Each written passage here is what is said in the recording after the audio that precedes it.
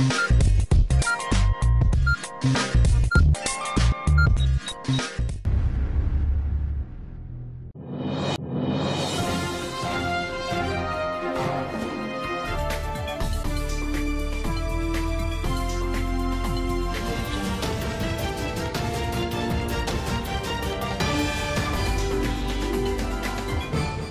मी अक्षय पुन्हा एकदा तुम्हा सर्वांचं एडीएन बातमीपत्रात मनपूर्वक स्वागत करतोय। आज दिवसभरात घडलेल्या संपूर्ण घटनांचा आढावा आपल्याला घ्यायचाच आहे, परंतु त्या अगोदर नजर टाकूया आज दिवसभरात घडलेल्या काही महत्त्वाच्या आणि ठळक घडामोडींवरती। विरोधी पक्षनेते अंबादास दानवे यांच्या आक्रमक भूमिकेमुळे सरकारने उचलली कडक पावले। संभाजीनगर जिल्हा बालविकास अधिकारी निलंबनाची मुख्यमंत्र्यांकडून घोषणा। तर अर्ज द्या कर्ज घ्या उपक्रमामध्ये जिल्हाधिकाऱ्यांचा शेतकऱ्यांशी संवाद। शेतकऱ्यांना पीक कर्ज त्वरित द्या, जिल्हाधिकारी दिलीप स्वामी यांचे निर्देश। आता बघूया सविस्तर बातम्या। छावणी परिसरातील वसतिगृहाच्या मुलींच्या रूममध्ये सीसीटीव्ही लावणं अत्यंत चीड आणणार आहे। जिल्हा बाल विकास अधिकारी यांच्याशी संबंधित हे प्रकरण असून बालकल्याण समिती अर्धन्यायिक असल्याने तिचा या प्रकरणाशी काहीही संबंध नसल्याचे दानवे म्हणालेत। जिल्हा बाल विकास अधिकारी यांच्याकडे संबंधित घटनेप्रकरणी आतापर्यंत 10 तक्रार अर्ज करण्यात आले होते, मात्र त्यांनी या तक्रार अर्जांकडे दुर्लक्ष केलं असल्याने जिल्हा बाल विकास अधिकारी या प्रकरणी जबाबदार असून त्यांना बडतर्फ करण्याची मागणी अंबादास दानवे यांनी सभागृहात केली आहे। खरं तर मंत्री महोदयांनी निग्लिजिबल म्हटलं हा शब्द चुकीचा आहे, कारण हे निग्लिजिबल नाही म्हणूनच हा इश्यू निर्माण झालेला आहे। मुलींच्या रूममध्ये सीसीटीव्ही लावणं सगळ्यात महत्त्वाचं। बाल कल्याण समितीचा तर या विषयाशी काय संबंध तुम्ही तपासा, त्याचा काही संबंध नसतो। पण जिल्हा बाल विकास अधिकाऱ्याचा संबंध आहे। बाल कल्याण समिती ही अर्धन्यायिक आहे, अर्ध शासकीय आहे। सगळ्यात महत्त्वाचा संबंध जिल्हा बाल विकास अधिकाऱ्याचा आहे। त्यांच्याकडे 10 तक्रारी गेल्या, तक्रारींच्या प्रति माननीय मंत्री महोदय माझ्याकडे आहे। सगळ्यात आधी जबाबदार जिल्हा बाल विकास अधिकारी याच्यात, आणि त्यामुळे त्यांच्यावर कारवाई करण्याची आवश्यकता आहे। त्याच्यानंतर मला असं वाटतं काल आपल्या महिला आयोगाच्या राष्ट्रीय महिला आयोगाच्या विजयाताईंनी याची दखल घेतलेली परवाच, आणि दखल घेतलेली असताना त्यांनी पोलिसांना डीजींना सगळ्यांना सूचना केली की या संस्थेवर कारवाई करा। राज्य महिला आयोग झोपलेला असेल, पण राष्ट्रीय महिला आयोग संभाजीनगरला तरी जागा आहे। परंतु याच्यामध्ये केसमध्ये तुम्ही जे सांगता ती संस्था धर्मांतर करण्याचा प्रयत्न करते, मुलींच्या कपाळावर हातावर क्रॉस चिन्ह काढण्याचा बळजबरी प्रयत्न करते, पाणी शिंपडण्याचं काम करते, आणि या संस्थेची मान्यतेची मुदत संपलेली। सगळ्यात महत्वाचा, जिल्हा बाल विकास अधिकारी झोपलेले का? जर या संस्थेचा जो वेळ आहे मान्यतेचा तोच संपलेला आहे मागच्या वर्षात, तरी हे कालावधी संपलेला असता तरी तिथं 80 मुली आहेत। आणि मग सगळ्यात आधी जबाबदार जिल्हा बाल विकास अधिकारी आहे। माननीय मुख्यमंत्री महोदय इथे गृहमंत्री असल्यामुळे तेही इथं उपस्थित आहे। पोलीस सुद्धा चौकशी करतायत याची। सगळ्यात आधी फौजदारी गुन्हा याच्यावर दाखल होण्याची आवश्यकता आहे। या संस्था चालकांना खऱ्या अर्थानं तुरुंगात टाकण्याची गरज आहे, आणि जिल्हा बाल विकास अधिकारी नियमांनी कारवाई करण्याची आवश्यकता। या गोष्टी सरकार करणार का? विधान परिषद सभागृहामध्ये आज संभाजीनगर जिल्ह्यातील छावणी परिसरातील मुलींच्या वसतिगृहाच्या प्रकरणी आक्रमक भूमिका घेतल्यामुळे अखेर राज्य सरकारच्या वतीने जिल्हा बाल विकास अधिकारी यांना निलंबित करण्याची घोषणा करण्यात आली आहे। ज्या काही अनियमितता त्या ठिकाणी बाहेर आलेल्या आहेत त्या अतिशय भयानक आहेत। त्यामुळे निश्चितपणे जी काही सभागृहाची मागणी आहे त्याप्रमाणे जिल्हा बाल विकास अधिकारी यांना तात्काळ सस्पेंड करण्यात येईल। देशभरात सुरू असलेल्या आंदोलनाचा एक भाग म्हणून छत्रपती संभाजीनगरामध्ये कामगार कर्मचारी संघटना संयुक्त कृती समितीच्या वतीने केंद्र सरकारच्या विरोधात जोरदार निदर्शने आंदोलन करण्यात आली। त्यांच्या मागण्यांबाबत आंदोलनकर्त्यांनी एडीएन सोबत बोलताना अधिक माहिती दिली आहे। 2014 पासून पाहत आहोत, जेव्हापासून मोदी सरकार भाजप सरकार केंद्रात आलेला आहे, कामगार शेतकरी श्रमिक महिला विद्यार्थी युवक आदिवासी यांच्यावरचे हल्ले वाढलेले आहेत। बटेंगे तो कटेंगे हा त्यांचा नारा होता। लोकांना वाटलं हिंदूच्या विरोधात बोलतायत, त्यांना वाटलं मुसलमानाच्या विरोधात बोलतायत, परंतु त्यांच्या पोटात काय होतं ते आता ओठावर आलेलं आहे। त्यांचं म्हणणं आहे तुम्ही हिंदू मुसलमान जर म्हणून वाटले गेलात तर तुम्हाला महागाई, बेरोजगारी आणि भ्रष्टाचार करून तुम्हाला कापू असा इशारा त्यांनी दिलेला आहे। आणि हेच आपल्याला कापण्यासाठी, सर्व कामगारांना कापण्यासाठी त्यांनी नवीन कामगार कायदा आणलेला आहे। या कायद्यामध्ये कामगाराला केव्हाही कामावरून काढता येईल अशा प्रकारची तरतूद आहे। डॉक्टर बाबासाहेब आंबेडकरांच्या संविधानातून जे जुने कामगार कायदे मिळालेले होते त्या कामगार कायद्यामध्ये 240 दिवस तुम्ही जर काम केलं तर तुम्हाला परमनंट करावं लागायचं। ही जी कामगाराची तरतूद होती ती काढून आता नव्या कायद्यामध्ये केव्हाही तुम्हाला कामावरून काढता येईल अशी तरतूद त्यांनी केलेली आहे। आणि त्यामुळे आज 9 जुलै रोजी सर्व केंद्रीय कामगार संघटना, यामध्ये आमचे BSNL कामगार असतील, LIC कामगार असतील, आमचे बँक कामगार असतील, आमचे रेल्वे कामगार असतील, आमच्या सर्व कारखान्यामधील कामगार असतील आणि सर्व योजना कर्मचारी असतील, अंगणवाडी बालवाडी असतील, हे सर्व एकत्र येऊन या केंद्र सरकारच्या विरुद्ध एकजूट झालेले आहेत। बँकेचं खाजगीकरण चालू आहे। LIC मध्ये आता त्यांनी GST आणलेला आहे। LIC एवढंच एक आपलं हे होतं की मेल्यानंतर एक चेक यायचा, आता या मेल्यानंतर पण आपल्याला चेक मिळणार नाही, याचंही खाजगीकरण होईल। एवढं त्यांनी म्हणजे मेलेल्या माणसाच्या टाळूवरचं लोणी खाण्याचं काम या केंद्र सरकारनं चालवलेलं आहे, याचा आम्ही विरोध करीत आहोत। आज संपूर्ण देशभर एक दिवसाचा संप पुकारलेला आहे आणि त्याच्यामध्ये सर्व संयुक्त कृती समिती सामील झालेली आहे। मोठ्या प्रमाणामध्ये कामगार रस्त्यावर उतरलेला आहे। ऐतिहासिक असा हा संप राहणार आहे, कारण कामगाराचे जे अधिकार आहेत, जे काही 4 श्रमसंहिता आणि लोकविधायक हे कामगाराच्या हिताचे कायदे नसून हे सरकार भांडवलदाराशी सहमत असून भांडवलदाराचे हे कायदे करत आहे। म्हणून या सरकारला कामगार वर्ग संयुक्त कृती समिती आणि सगळे कामगार दाखवून देतील आणि या सरकारला या संपापुढे आणि या मोर्चापुढे, आंदोलनापुढे नमावं लागेल आणि हे कायदे मागे घ्यावेच लागतील असं मला तुमच्या माध्यमातून सांगायचं आहे।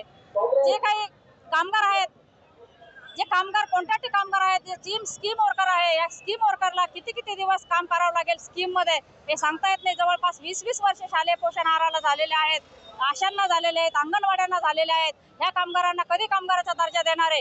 हे कामगार कायदे जर बदलले तर हा कामगार कधीही रस्त्यावर उतरू शकणार नाही। अशा पद्धतीचे कायदे सरकार आणत आहे। म्हणून या सरकारच्या विरोधामध्ये तीव्र असे निदर्शने आज छत्रपती संभाजीनगर जिल्ह्यामध्ये करत आहोत आणि पूर्ण देशभर हे निदर्शने चालू आहेत। शहरवासियांना एक सुवर्ण संधी। तुम्ही एखादा व्यवसाय करताय का? मग ADN वरती जाहिरात करा आणि मिळवा व्यवसायात मोठा फायदा। तर वाट कसली बघत आहात? आताच खाली दिसत असलेल्या नंबरवरती संपर्क साधा। आपल्याला अजूनही काही बातम्यांचा आढावा घ्यायचा आहे, परंतु इथे वेळ झाली आहे एका छोट्याशा ब्रेकची। कुठे जाऊ नका, पाहत रहा ADN न्यूज।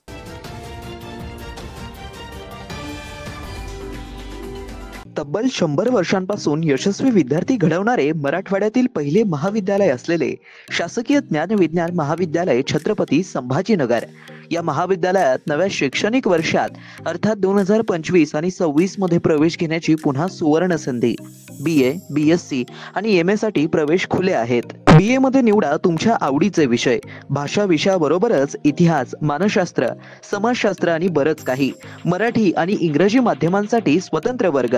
BSc मध्ये botany, chemistry, zoology, microbiology, computer science सारखे आधुनिक विषय। MA साठी खास अभ्यासक्रम, भूगोल, ग्रहविज्ञान आणि संगीत। शिक्षणाची उत्तम व्यवस्था, कमी खर्चात मुलामुलींसाठी महाविद्यालयाची प्रशस्त इमारत, स्वतंत्र ग्रंथालय, वाचनालय, अभ्यासिका, मुलींसाठी लेडीज रूम, प्रयोगशाळा, वसतिगृह आदींची व्यवस्था।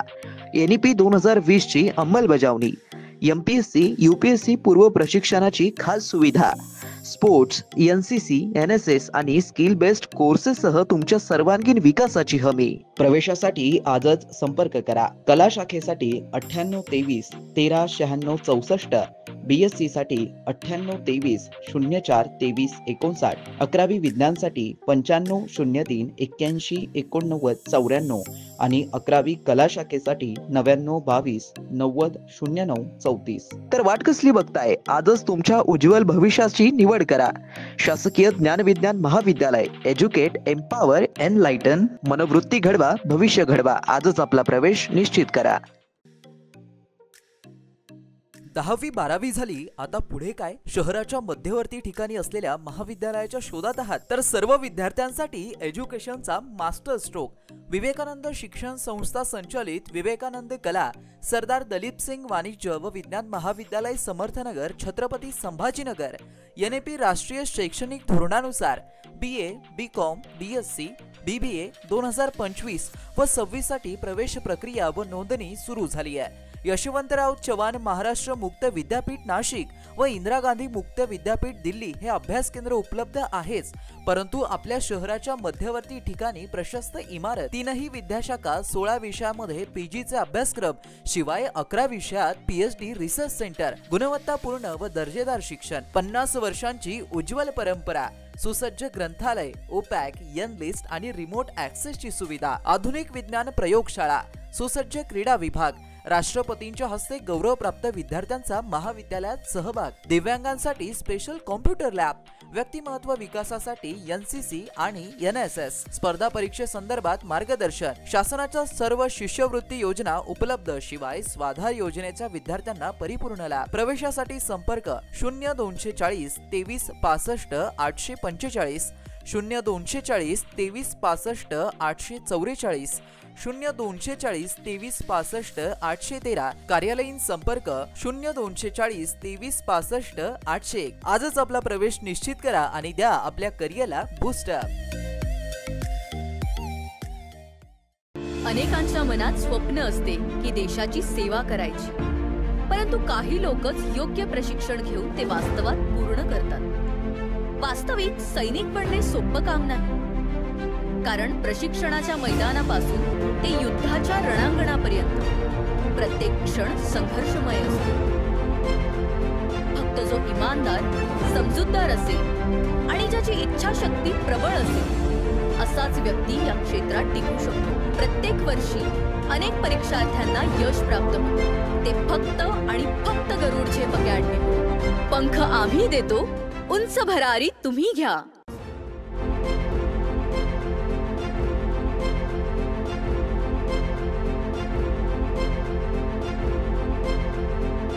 शिक्षण असो किंवा नोकरी, कुठल्याही कामानिमित्त छत्रपती संभाजीनगर येथे येत असाल तर तुमच्या घरगुती जेवणाची चिंता आता मिटली।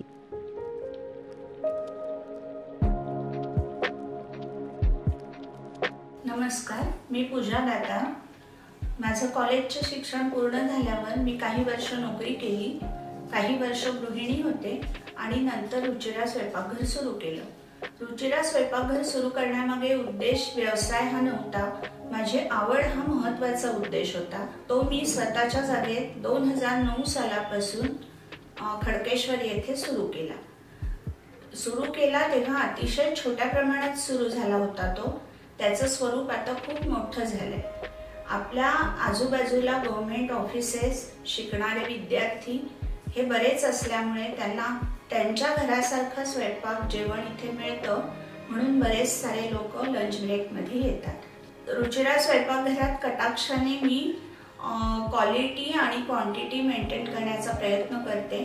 क्वालिटी अतिशय उत्तम स्वयंपाकाची राहण्यासाठी ताजा भाजीपाला, अतिशय उत्तम सगळा किराणा असा मी तिथे आणत असते आणि त्याचं रूपांतर आजच्या रुचिराच्या यशाकडे झालेलं आहे।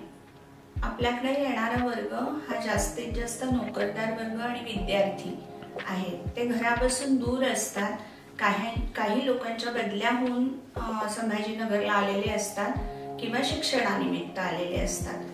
तर त्यांना आपल्या रुचिरा स्वयंपाकघरात घरच्यासारखं गरम, ताजं आणि चांगल्या चवीचं, घरच्यासारख्या चवीचं जेवण उपलब्ध होतं आणि त्यांच्या लंच ब्रेकमध्ये अर्धा तासात ते जेवून जाऊ शकतात। इतकाच वेळ तिथे लागतो जेवणासाठी, खूप वेटिंग वगैरे करावं लागत नाही। रुचिरा स्वयंपाकघरात काम करणारी लोक सुद्धा आपल्या घरचं काम असल्यासारखं मनापासून व आवडीने करतात। तसंच रुचिरा स्वयंपाकघरात काम करणाऱ्या लोकांना तिथून जे उत्पन्न मिळतं त्यामुळे त्यांच्या आयुष्याचा चांगला भाग तो झालेला आहे आणि ते अतिशय चांगल्या रीतीने आपलं आयुष्य जगतात।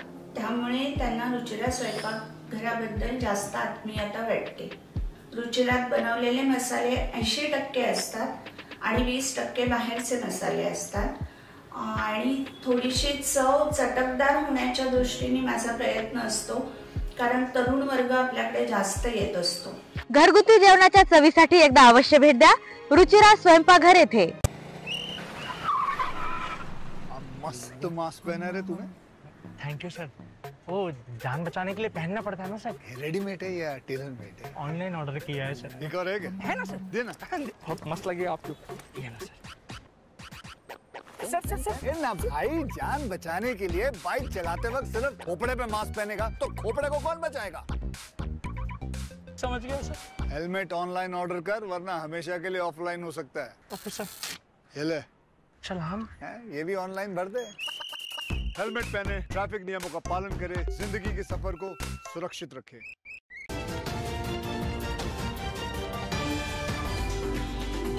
ब्रेक नंतर पुन्हा एकदा स्वागत। आपण बघत आहात एडीएन बातमीपत्र। खरीप हंगाम आता ऐन मध्यावरती आला आहे। आताच शेतकऱ्यांना पैशाची गरज असते, तेव्हा बँकांनी शेतकऱ्यांना पीक कर्ज त्वरित उपलब्ध करून द्यावं असे निर्देश जिल्हाधिकारी दिलीप स्वामी यांनी आज दिलेत।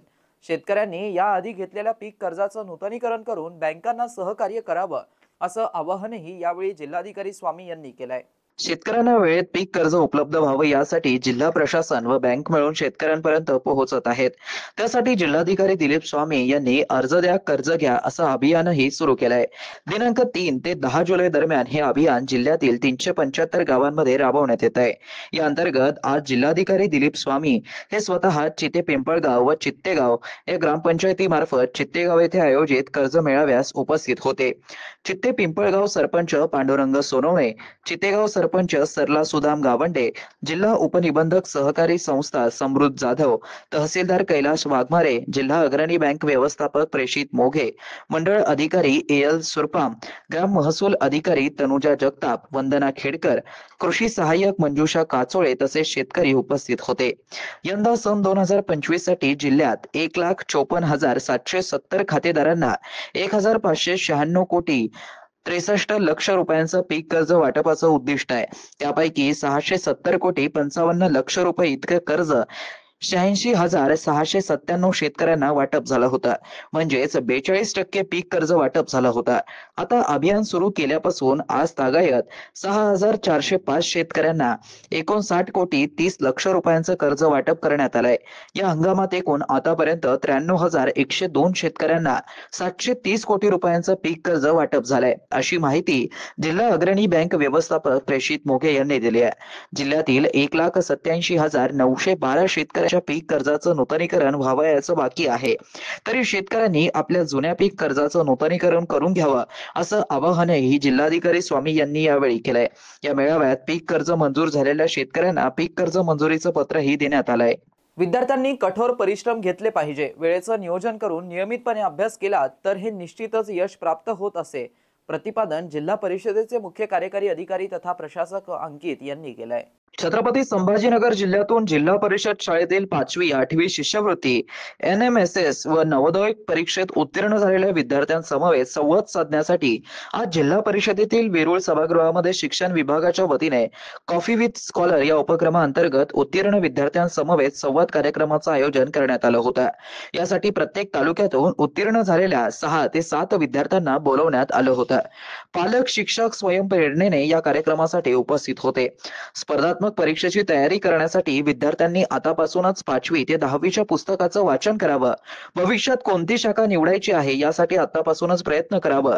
गणित हा विषय महत्त्वाचा आहे, यासाठी गणित विषयाकडे सर्व विद्यार्थ्यांनी विशेष लक्ष द्यावं असे जिल्हा परिषदेचे मुख्य कार्यकारी अधिकारी तथा प्रशासक अंकित यांनी विद्यार्थ्यांची संवाद साधताना प्रामुख्याने नमूद केलंय। विद्यार्थ्यांनी मला IAS, IPS, डॉक्टर, इंजिनियर, अधिकारी, शिक्षिका व्हायचं आहे, याबाबत कशा पद्धतीने तयारी करावी याबाबत विद्यार्थ्यांनी विचारलेल्या प्रश्नांवरती मुख्य कार्यकारी अधिकारी अंकित यांनी सखोल मार्गदर्शन केलं। विद्यार्थ्यांना ज्या क्षेत्रात आवड असेल त्या क्षेत्राची तयारी आतापासूनच करावी। तुम्ही जपानमध्ये होता, तुम्हाला जपानीज भाषा येते का? होय, मला थोडी व्यवहारापुरती जपानीज भाषा मी बोलू शकतो, असं मुख्य कार्यकारी अधिकारी यांनी सांगितलं। तुम्हाला कशाची आवड आहे? मला इंजिनिअरिंग क्षेत्रामध्ये मला रस आहे। AI, कोडिंग माझ्या आवडीचा विषय। भविष्यात ॲस्ट्रॉनॉट म्हणून स्पेसमध्ये जाण्याची इच्छा असल्याचं मुख्य कार्यकारी अधिकारी यांनी यावेळी सांगितलं। उंडणगावचे पालक शेख इब्राहिम, पालक सुशीला मस्के यांनी आपलं मनोगत व्यक्त केलं। शिक्षण विस्तार अधिकारी राजेश महाजन यांनी त्यांचा मुलगा कशा पद्धतीने IAS परीक्षा उत्तीर्ण झाला याबाबत मार्गदर्शन केला। उपशिक्षण अधिकारी गीता तांदळे यांनी दिव्यांग असून देखील या दिव्यांगावरती मात करून कशा पद्धतीने यश प्राप्त केलं याबाबत मार्गदर्शन केलं। घरची परिस्थिती हालाकीची आहे, मला पुढे खूप शिकायचंय, एका विद्यार्थ्यांनी विचारलेल्या प्रश्नावरती शिक्षण अधिकारी प्राथमिक जयश्री चव्हाण यांनी मार्गदर्शन केलं। प्रभारी मुख्याध्यापक हरिभाऊ दहिफळे यांनी व इतर शिक्षकांनी आपलं मनोगत व्यक्त केला। लोहगाव प्राथमिक शाळा तालुका पैठण येथील शिक्षिका अंजली नळदुर्गकर यांनी तयार केलेल्या घडीपत्रिकेचं विमोचन मुख्य कार्यकारी अधिकारी तथा प्रशासक अंकित यांच्या हस्ते यावेळी करण्यात आलं। कार्यक्रमाला शिक्षण विस्तार अधिकारी श्रीमती संगीता सावळे, सोफी लाईक, शिवाजी भोसले, सर्व तालुक्यांचे गट शिक्षण अधिकारी, तालुक्यातील शिक्षक, पालक मोठ्या संख्येने उपस्थित होते। कार्यक्रमाचं सूत्रसंचालन विस्तार अधिकारी लाईक सोफी संगीता सावळे यांनी केलंय। खुलताबाद तालुक्यातील सर्वात मोठी ग्रामपंचायत असलेल्या गल्ले बोरगाव येथे गेल्या 65 वर्षापासून अस्तित्वात असलेल्या दलित स्मशानभूमीच्या विकासाचं काम तब्बल 10 महिन्यांपासून रखडलं असून यामुळे ग्रामस्थांमध्ये तीव्र नाराजी निर्माण झाली आहे। या कामाबाबत ठेकेदारांकडून वारंवार दुर्लक्ष होत असल्यामुळे संतप्त नागरिकांनी स्मशानभूमी ठिय्या आंदोलन छेडण्याचा इशारा माध्यमांना बुधवारी दिला आहे। आज या ठिकाणी आम्ही गल्ले बोरगाव या दलित वस्तीमध्ये होत असलेल्या स्मशानभूमी शेडसाठी अनेक वेळा मागणी केली, परंतु या शेडचं काम गेल्या 1 वर्षापासून रखडलेलं आहे आणि या शेडची मंजुरी होऊन जवळजवळ 2 वर्ष झालेले आहे। 14व्या वित्त आयोग व सामाजिक न्याय विभाग या माध्यमातून हे स्मशानभूमीचं शेड या ठिकाणी उभारलं जात आहे, परंतु या ठिकाणी असलेला जो ठेकेदार आहे ज्याने हे काम घेतलेलं आहे, आशिष कुलकर्णी नावाचा, या व्यक्तीने या ठिकाणी आलेलं बजेट खाऊन घेतलेलं आहे आणि या कामाला या ठिकाणी आज करू उद्या करू असं चाटा मारित आहे। आमच्या कार्यकर्त्यांनी सरपंचांनी या ठिकाणी 2-3 वेळेस फोन केले, फोन घेत नाही। याची चौकशी झाली पाहिजे, याने आलेलं जे बजेट आहे कशा पद्धतीने खाल्लेलं आहे त्याची चौकशी झाली पाहिजे आणि राहिलेलं काम त्वरित झालं पाहिजे अशी आमची या सर्व नागरिकांची, महिलांची या ठिकाणी मागणी आहे। या आमच्या समाजाच्या संपूर्ण महिला या ठिकाणी उपस्थित आहे, युवक मंडळी या ठिकाणी उपस्थित आहे आणि जर याची चौकशी झाली नाही आम्ही तहसीलला या ठिकाणी उपोषणाला बसून यासाठी आम्ही आंदोलन करणार आहे अशी आमची मागणी आहे। छत्रपती संभाजीनगर महानगरपालिकेच्या अतिक्रमण हटाव पथकाच्या वतीने बुधवारी रेल्वे स्टेशन समोरून अतिक्रमण हटाव मोहीम सुरू करण्यात आली। या रस्त्यावरील काही मालमत्ता निष्कासित करण्यात आल्या तर रेसिडेन्शियलला 15 ऑगस्ट पर्यंत वेळ दिला आहे। सदर कारवाई पोलीस प्रशासनाच्या चोख बंदोबस्तामध्ये शांततेत पार पडली आहे। आज सकाळी 10 वाजेपासूनच महानगरपालिकेच्या वतीने रेल्वे स्टेशन समोरून अतिक्रमणे हटाव मोहीम सुरू करण्यात आली। शांततेत कडक पोलीस बंदोबस्तात कारवाई सुरू झाली। नियंत्रण अधिकारी संतोष वाहोळे यांनी शहरातील जनतेला आवाहन केलं आहे, धार्मिक स्थळांना या कार्यवाहीमध्ये धक्का लागणार नाही, अफवांवरती लक्ष विश्वास ठेवू नका। धार्मिक स्थळांचा काही भाग अतिक्रमण मध्ये येत असेल तर तो वेळ दिली जाईल। रेल्वे स्टेशन धार्मिक स्थळाच्या मस्जिद कमिटीने समोरील अतिक्रमण काढण्यास सहकार्य केला। मस्जिदची संरक्षण भिंत जर्जर झालेली आहे, त्याला धक्का लागणार नाही, मिनारालाही तसेच राहणार। धार्मिक स्थळाच्या भिंतीलगत अतिक्रमण काढलं आहे, धार्मिक स्थळाच्या स्ट्रक्चरला धक्का लागणार नाही, नागरिकांनी सहकार्य करावं। सोशल मीडियावरती अफवा पसरवू नये। व्यावसायिक मालमत्तांचं अतिक्रमण काढलं जात आहे। रेसिडेन्शियलला 15 ऑगस्ट पर्यंत वेळ दिलाय। न्यायालयाच्या आदेशानुसार सर्व्हिस रोड मोकळे केले जात आहेत। ही कारवाई रेल्वे स्टेशन ते बाबा पेट्रोल पंप ते API कॉर्नर पर्यंत होणार आहे। रस्ते अतिक्रमणामुळे अरुंद असल्याने वाहतुकीला अडथळा निर्माण होतोय असं वाहोळे यांनी सांगितलं। अतिक्रमण कारवाईमध्ये पोलीस उपायुक्त पंकज अतुलकर, सहाय्यक पोलीस आयुक्त संपतराव शिंदे, पोलीस निरीक्षक अविनाश आघाव, पोलीस निरीक्षक प्रवीणा यादव व अधिकारी व कर्मचारी उपस्थित होते। शेवटी पुन्हा एकदा नजर टाकूया आज दिवसभरात घडलेल्या काही महत्त्वाच्या आणि ठळक घडामोडींवरती। विरोधी पक्षनेते अंबादास दानवे यांच्या आक्रमक भूमिकेमुळे सरकारने उचलली कडक पावले, संभाजीनगर जिल्हा बालविकास अधिकारी निलंबनाची मुख्यमंत्र्यांकडून घोषणा। तर अर्ज द्या कर्ज घ्या उपक्रमामध्ये जिल्हाधिकाऱ्यांचा शेतकऱ्यांशी संवाद, शेतकऱ्यांना पीक कर्ज त्वरित द्या, जिल्हाधिकारी दिलीप स्वामी यांचे निर्देश। आणि याबरोबरच हे बातमीपत्र इथेच संपलं। पुन्हा भेटूया पुढील बातमीपत्रात, तोपर्यंत पाहत रहा आपल्या हक्काचं बातमीपत्र ADN न्यूज।